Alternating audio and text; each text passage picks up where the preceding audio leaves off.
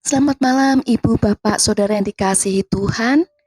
Memasuki minggu ketiga di bulan Juni, Tuhan hendak menyampaikan pesan jangan takut melalui renungan malam kita sepekan ini. Baiklah, kita akan berdoa terlebih dahulu. Selamat malam Bapa, Allah yang Maha Kasih, Allah yang tahu apa yang menjadi ketakutan setiap kami. Malam ini kami mau belajar dari firman-Mu. Bagaimana harusnya kami menghadapi rasa takut agar kami tidak menyimpang dari apa yang Engkau kehendaki dan tetap boleh memuliakan nama-Mu. Roh-Mu yang kudus akan membimbing, menuntun dan memampukan kami untuk mengerti kebenaran-kebenaran firman-Mu. Bersabdalah, kami siap untuk mendengar. Dalam nama Tuhan kami Yesus Kristus, kami berdoa. Haleluya, amin. Dasar firman Tuhan yang menjadi landasan renungan kita pada malam hari ini, yaitu dari Kisah Para Rasul pasal 27 ayat 14 sampai dengan 44. Namun saya akan membacakan ayat yang ke-24 dan 44 yang B. Demikian firman Tuhan. Jangan takut, Paulus. Engkau harus menghadap Kaisar, dan sesungguhnya oleh karunia Allah, maka semua orang yang ada bersama-sama dengan engkau di kapal ini akan selamat karena engkau. Demikianlah mereka semua selamat naik ke darat. Demikianlah firman Tuhan. Berbahagialah kita yang mendengarkan firman Tuhan, memeliharanya dan tekun untuk melaksanakannya. Haleluya, amin. Dikisahkan ada 276 jiwa termasuk Rasul Paulus yang saat itu sebagai tawanan berada dalam satu kapal yang sedang diterpa badai angin timur laut yang sangat dahsyat dalam perjalanan menuju ke Roma. Selama 14 hari kapal itu terombang-ambing, mereka tidak bisa makan, tidak melihat matahari maupun bintang. Sehingga kondisi mereka saat itu kelaparan, kacau balau, terkatung-katung di tengah laut. Keadaan ini membuat orang-orang menjadi tawar hati dan hilang pengharapan. Ketika orang-orang sudah kehilangan harapan dan sangat pesimis untuk selamat, Rasul Paulus memiliki sikap hati yang berbeda. Di tengah kepanikan yang hebat, Rasul Paulus mampu menguatkan orang banyak itu. Tetapi sekarang, juga dalam kesukaran ini, aku menasihatkan kamu, supaya kamu tetap bertabah hati. Sebab tidak seorang pun di antara kamu yang akan binasa, kecuali kapal ini. Karena tadi malam, seorang malaikat dari Allah, yaitu dari Allah yang aku sembah sebagai miliknya, berdiri di sisiku. Jangan takut, Paulus, engkau harus menghadap Kaisar, dan sesungguhnya oleh karunia Allah, maka semua orang yang ada bersama-sama dengan engkau di kapal ini akan selamat karena engkau. Sebab itu, tabahkanlah hatimu, saudara-saudara, karena aku percaya kepada Allah bahwa semuanya pasti terjadi sama seperti yang dinyatakan kepadaku. Bapak, Ibu, Saudara yang dikasihi Tuhan, di tengah badai dan kesesakan yang hebat, Rasul Paulus masih bisa bersekutu dengan Tuhan melalui doa dan penyembahan.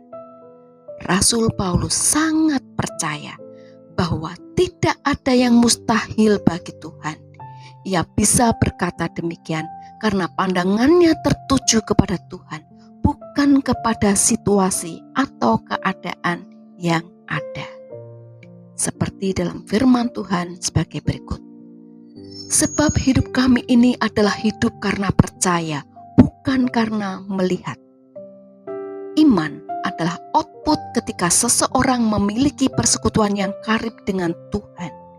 Jadi, iman timbul dari pendengaran dan pendengaran oleh firman Kristus. Dengan penuh iman, Paulus berkata, tidak seorang pun di antara kamu akan kehilangan sehelai pun dari rambut kepalanya. Dan mereka percaya dan bersepakat mengambil langkah untuk antisipasi agar kapal tidak kandas di salah satu batu karang. Mereka membuang 4 sauh sekaligus. Sauh atau jangkar adalah alat berkait yang berat, dibuat dari besi yang dilabuhkan dari kapal ke dasar laut supaya kapal dapat berhenti dan tidak terbawa oleh arus. Dengan sauh, sebuah kapal akan tetap kokoh menghadapi hantaman ombak. Di Kisah Para Rasul pasal yang ke-27 ayat 44b tercatat, demikianlah mereka semua selamat naik ke darat. Jemaat yang dikasihi Tuhan Yesus, badai kehidupan apa yang tengah ibu, bapak, saudara alami saat ini? Masalah ekonomi kah? Pekerjaan, pendidikan anak, masalah keluarga, atau masalah perusahaan yang terus mengalami defisit? Kesehatan, pasangan hidup, atau bagi anak-anak kita yang sedang dalam masa studi, saat ini diliputi awan tebal dan angin sakal karena mereka begitu jenuh dengan sistem belajar online serta kesulitan dalam belajar.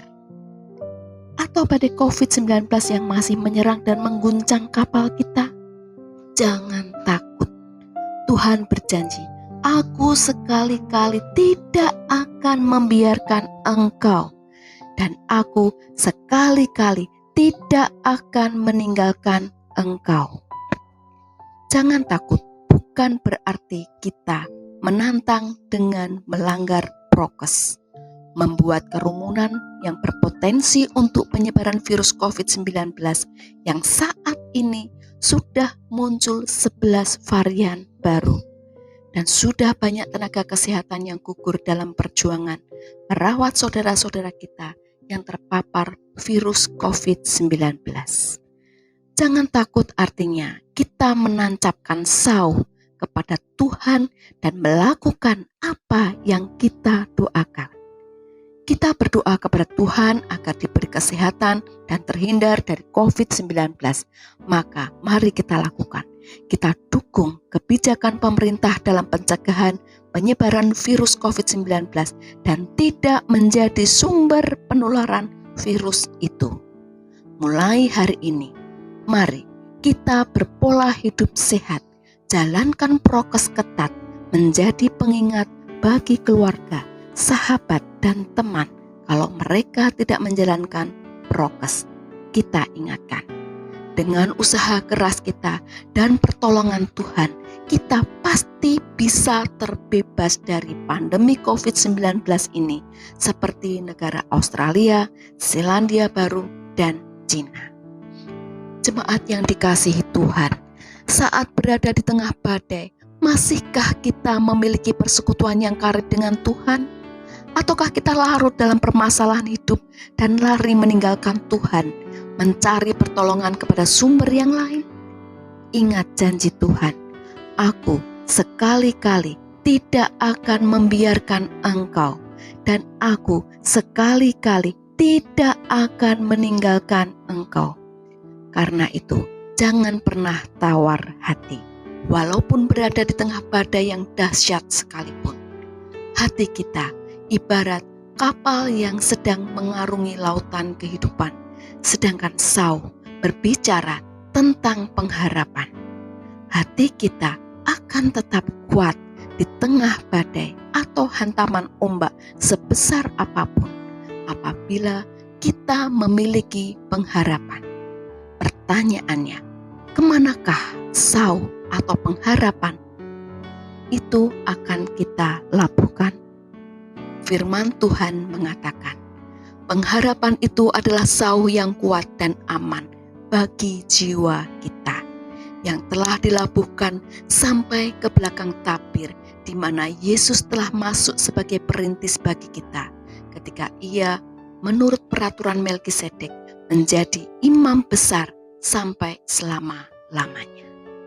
sedahsyat apapun badai menyerang dan mengguncang kehidupan kita, bila kita menempatkan sauh kepada Tuhan, menaruh pengharapan di dalam Tuhan, maka kita pasti tidak akan binasa. Pengharapan adalah berbicara tentang iman. Kunci agar kita kuat saat diterpa badai adalah tetap fokus dan bersandar kepada Tuhan, serta memelihara persekutuan yang karib dengan Tuhan. Tuhan memberkati kita. Amin. Mari kita berdoa. Dalam pelayaran kami di bumi ini, seringkali badai menerpa dan mengguncang kapal kami sedemikian dahsyat. Tapi kami tidak takut, karena kami memiliki Allah yang jauh lebih besar dari dahsyatnya badai. Sumber pertolongan kami adalah Engkau, ya Allah. Kami tidak takut karena kami pegang janji-Mu yang tercatat di dalam kitab Ibrani 13 ayat yang ke-5. Aku sekali-kali tidak akan membiarkan Engkau, dan aku sekali-kali tidak akan meninggalkan Engkau. Terima kasih Bapa atas penyertaan-Mu yang sempurna. Di dalam nama Tuhan kami Yesus Kristus, kami berdoa. Amin.